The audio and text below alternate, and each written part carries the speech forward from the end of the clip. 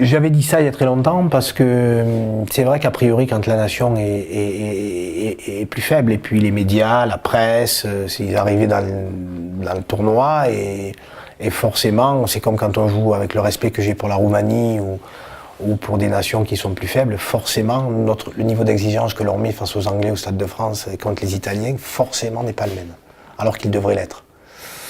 Mais on s'est aperçu qu'ils ont énormément progressé. Alors j'ai pas trop de bons souvenirs face à l'Italie parce que j'ai fait un KO là-bas une fois, bien comme il faut, donc bien secoué. Et surtout au Stade de France, j'avais fait un en avant dans l'en-but qui avait été mémorable et que tout le monde se rappelle parce qu'on m'en parle souvent. On me parle autant de cet en avant dans l'en-but là que de laisser contre l'Holbach en 99.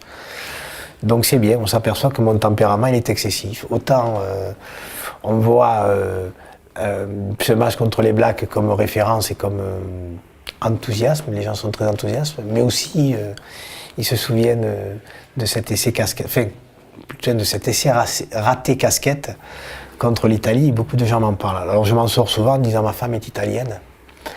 Et comme on avait gagné 27-0, je crois, ce jour-là, c'était pas pour leur mettre un 34-0. Voilà. Je m'en sors souvent comme ça. Mais j'avais vécu un moment difficile parce que Bernard Laporte est dans les tribunes. Quand il commençait à faire ça avec les lunettes, c'est que ça allait pas très bien se passer. Donc ça s'était pas bien passé pour moi ce jour-là, mais voilà, ça reste une émotion très forte puisque j'en plaisante et j'en rigole, donc c'était une émotion très forte aussi. Je pense que l'Italie aujourd'hui est à la croisée des chemins entre quelle stratégie la fédération va prendre pour commencer à être vraiment compétitif, que ce soit dans leur club et en province. Il y a beaucoup d'efforts qui sont faits autour de l'équipe d'Italie. Ils ont énormément progressé physiquement. Les Italiens s'entraînent énormément. Ce sont vraiment des joueurs qui sont courageux, qui sont durs au mal, qui s'entraînent, et puis en plus ils sont latins. Donc ils ont un problème de régularité, comme tous les latins. Alors quand les Français ont des problèmes de régularité, ça se voit peut-être un peu moins parce qu'on gagne les matchs. Même en étant moyen, on gagne les matchs. C'est l'expérience, c'est une partie du talent, c'est une partie de notre championnat. On va dire qu'il y a une histoire autour de ça qui fait que même les matchs où on n'est pas forcément très bon, on passe à côté, on les gagne. Depuis un certain temps, c'est moins vrai.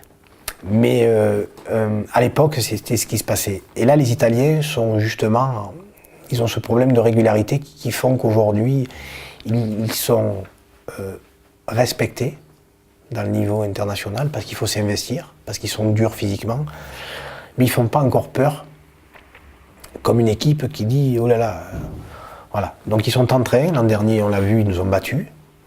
Je pense que c'est une année où on va vraiment voir. Jacques Brunel a pris, avec l'expérience du 15 de France et d'entraîneurs de très haut niveau, il commence à essayer de mettre des choses en place. Donc ils étaient très costauds sur les bases et les fondamentaux avec Nick Mallette, pas spectaculaire sur le jeu. Et là on sent qu'il y a une vraie envie de déplacer, de faire beaucoup plus de volume, de faire venir des joueurs, d'intervenir un petit peu, des joueurs un petit peu partout sur le terrain, et surtout un vrai projet. Alors ils avaient un préparateur physique qui est très très bon, qui est maintenant au Stade Français. On s'aperçoit que la préparation physique est déterminante aussi. Hein. C'est à mon avis 70% d'un potentiel d'une équipe. Hein. Et ils l'ont perdu. Donc on va voir cette année comment se comporte l'équipe d'Italie physiquement. Voilà.